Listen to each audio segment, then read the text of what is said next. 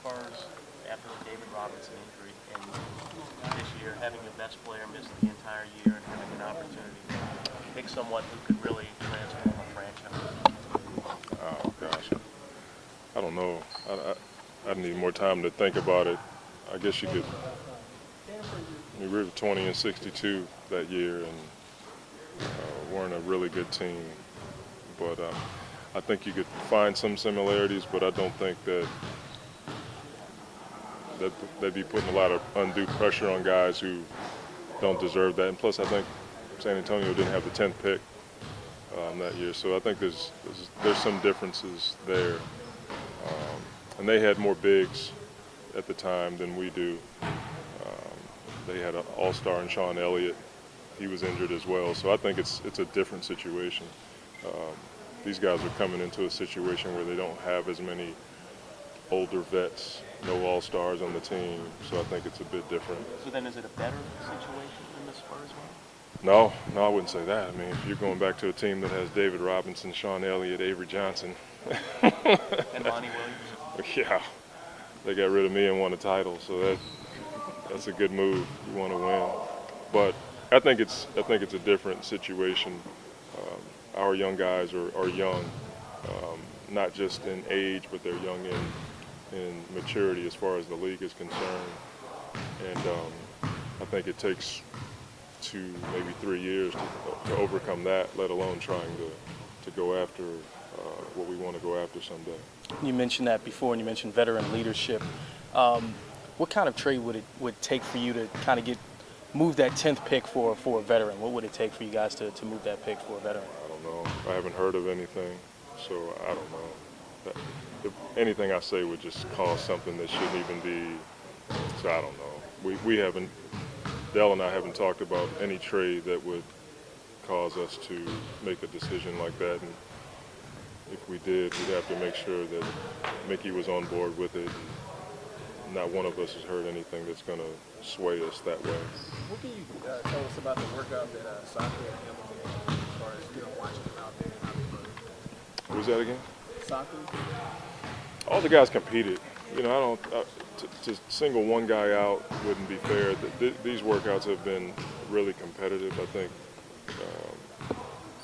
for me, I'm not a good person to ask because this is the first time I've seen these guys because I don't watch a lot of basketball outside of the NBA.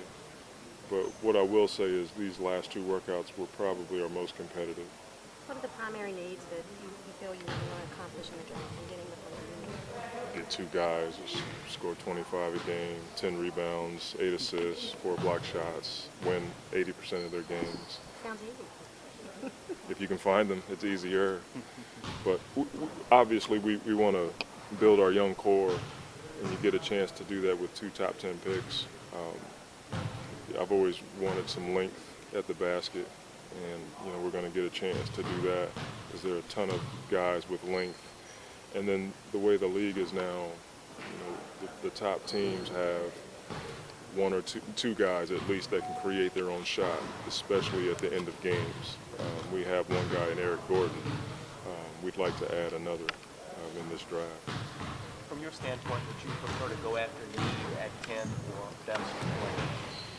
It could be both. It could be the best player that fills our need, and that would be optimum in my opinion. But if it's the best player, like, you trade a Mecca, you feel like you need a big. But if the best player is available and he's not a big, that doesn't mean we didn't have a good draft. We may be able to fill a need in free agency. And at the same time, you don't want to do that and make a bad move financially that's going to hold us back in 2 years. So we don't want to spend money for the sake of spending money. But the needs are at the top of our list right now. But best player can thwart that in a second, especially if somebody slips in the draft. Depending upon who the player is. Right, depending on who that guy is. I mean, if he's a great talent, then that's up to me to fit him in to what we do. You feel you're in a good spot, though. You just said that you were at that 10th spot. A lot of people could fall what you're looking for. You feel at that spot that you don't think there's going to be too many situations where somebody that you're not a target move up, down? Yeah. You feel you're in a good place like that? I don't know. We'll be if our target guys are there and we have all three of them are sitting there and we get to choose from them, I think that's a good spot. But if they all go before us, then it won't be a good night. But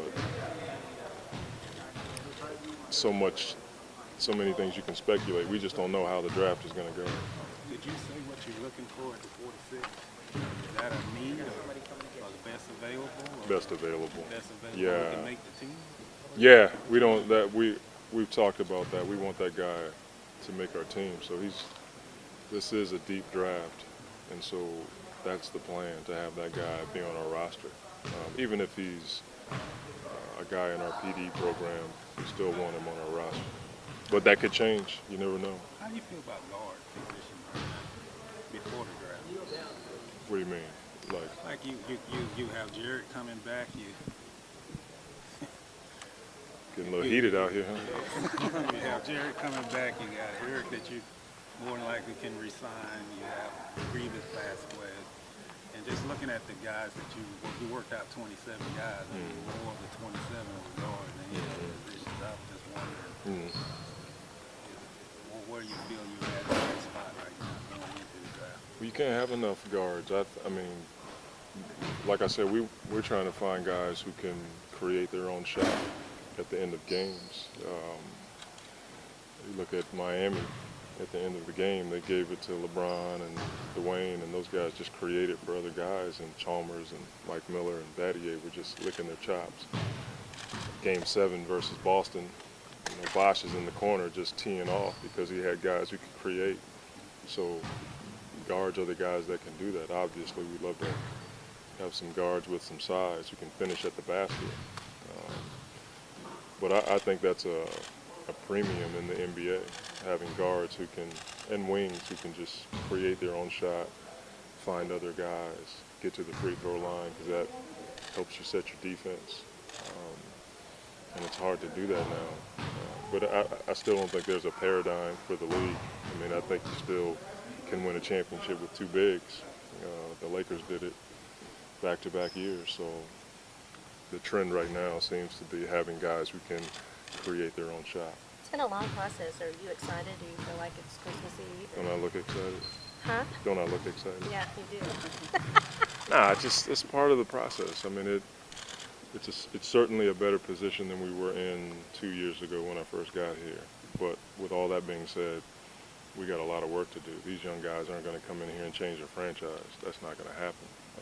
Our best player is Eric Gordon, and we got a lot of guys who know their roles. We're going to acquire some talent, and it's up to me and our staff to put these guys in a position to succeed, and that takes away all the excitement, because I deal in reality. I don't deal in excitement. Good. Thank you, Monty.